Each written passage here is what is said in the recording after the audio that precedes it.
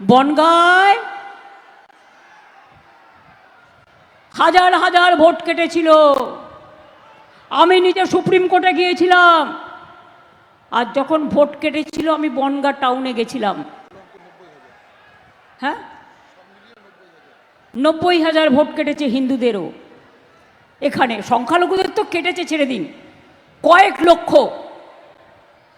হিন্দুদেরও vote কেটেছে।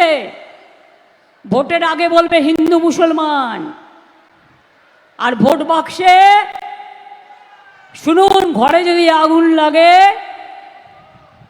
সব আগুনে বাড়ি পুড়ে যায়, দোকান পুড়ে যায়। আগুন তখন দেখে না ওটা হিন্দুর বাড়ি না মুসলমানের বাড়ি না তপশিলির বাড়ি না আদিবাসীর বাড়ি, তখন কিন্তু আগুন লেগে যায়। নদীর ভাঙন যখন হয়, বন্যা যখন হয়, মনে রাখবেন জলের স্রোত সবাইকে ভাসিয়ে নিয়ে যায়, প্রকৃতি কিন্তু কারো হাতে থাকে না। তাই বলছি, এদের বিশ্বাস করবেন না। এদের বিশ্বাস করা আর গোখরো সাপকে বিশ্বাস করা একই ব্যাপার, এটা মাথায় রাখবেন। ঘরে গোখরো ঢুকতে দেবেন না, আর কেউ ঢুকতে দেবেন না।